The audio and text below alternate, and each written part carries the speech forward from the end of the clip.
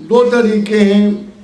ایک وہ ہے کہ جو اخلاص قلب سے خدا کی یاد میں جو لوگ اللہ تعالیٰ پہ یقین رکھتے ہیں، جو اپنے دل کو وسوسہ خیال سے تہی رکھتے ہیں، جو یہ سمجھتے ہیں اور سوچتے ہیں، آیات الہی پر غور کرتے ہیں. بڑا لمبا پروسیجر ہے یہ حضرت ابراہیم علیہ السلام کا پروسیجر ہے. جیسے انہوں نے آیات الہی کی تلاوت کی کہ ایک بہت ساری اس کے 3 حصے ہیں، اور یہ علم الیقین ہے، یہ عین الیقین ہے، یہ حق الیقین ہے.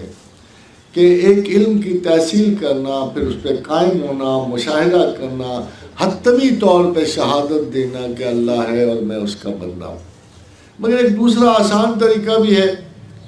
ایک طریقہ بہت مشکل ہے، جسے ولایت الہیہ، کیونکہ خدا نے کہا الا ان اولیاء اللہ لا خوف علیہم ولا هم یحزنون، کہ ایک تو وہ لوگ ہیں کہ جو اللہ کے دوست ہیں اور خدا ان پہ خوف اور حزن رہنے نہیں دیتا.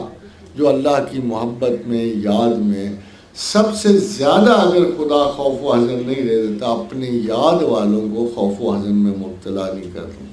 دوسرا ایک طریقہ ہے جو آسان ہے، اور جس کے پاس مال و اسباب ہیں وہ اسی منزل کو آسانی سے لے لیتا ہے. فرمایا الذین ينفقون اموالهم فی سبیل اللہ سرا وعلانیۃ، یعنی خداوند کریم باللیل والنہار سرا وعلانیۃ فلہم اجرہم عند ربہم ولا خوف علیہم ولا هم یحزنون، کہ جن لوگوں نے اللہ کی راہ میں خرچہ چھپا کے یا بتا کے، تصویر کھنچوا کے بھی آپ خرچو نا، یقین کرو کہ پھر بھی اللہ برا نہیں مناتا. جس لوگوں نے خرچہ شوشہ کر کے خرچہ اور بتا کے خرچہ، ان پر بھی جنہوں نے چھپا کے، جنہوں نے رات کو خرچہ، دن کو خرچہ، مگر اللہ کی راہ میں خرچہ، ولا خوف علیہم ولا هم یحزنون.